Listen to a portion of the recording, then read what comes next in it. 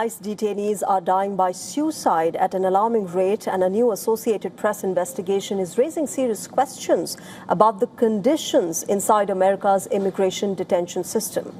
The investigation by the Associated Press, or AP as it is called, found that at least 10 immigration detainees have died by suicide since President Donald Trump returned to office in January of 2025. According to AP's review of ICE records, autopsy reports, police documents, this is the highest suicide rate ever recorded in ICE custody for a single fiscal year. And the numbers are stark. Since October, 7 suicide deaths have already been recorded, even though ICE historically reported just 1 or no suicides in most years. The 10 suicides account for nearly 1/5 of all 51 deaths in ICE custody since January 2025.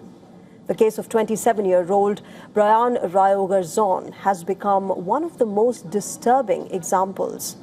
According to the AP investigation, Rayo was being held in isolation at a Missouri jail after contracting COVID-19. He was suffering from fever and chills, and records show that his request for mental health treatment had been delayed. Officials also stopped him from making his regular nightly phone call to his mother, desperate and distraught. Rayo passed a note to a guard saying that he could not take it anymore. Less than an hour later, he was found unconscious in his cell. An autopsy later ruled his death as a suicide. The AP report says that most of those who died were young men. 9 of the 10 were Hispanic detainees from Latin American countries, while 1 was a Chinese national. Their average age was just 32 years old. The findings also challenge President Trump's claim that those facing deportation are the worst of the worst. According to AP, 7 of these 10 men who had died had no history of violent crimes in the United States. Many were being held on immigration violations rather than serious criminal charges. Detainees often face extreme stress after arrest, the fear of being returned to dangerous conditions in their home countries, and deep isolation caused by language barriers and limited contact with family members. In fact, many also struggle to understand the immigration system itself. Unlike people in the criminal justice system, most immigration detainees do not have access to lawyers. They can feel confused, powerless, and unsure about their future. The spike in suicides is now intensifying the scrutiny of the Trump administration's aggressive immigration crackdown and the rapid expansion of detention operations across the country.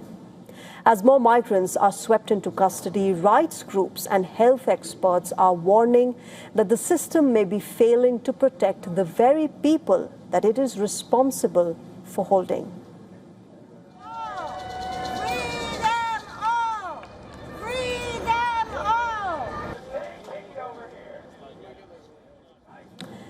Several people gathered outside the Detainees Hall Detention Center in Newark, raising fists and chanting as in protest to the ICE crackdown officers. Cover your faces if you are all about the law. Each other, we should all belong. We should all belong. This is not just a job. Yeah, I think the stories that we've heard out of here are horrific. And unfortunately consistent with what we've been hearing across the country, and ICE continues to blatantly lie about the conditions of all of these detention facilities. The latest deaths follow a record-breaking and deadly year. Remember, in 2025, at least 30 migrants died in ICE detention, which is the highest number in more than 2 decades and the deadliest year since the agency was created. According to data from ICE reports, that single year alone saw more deaths than the entire 4 years of the Biden administration, during which 26 people had died in ICE custody.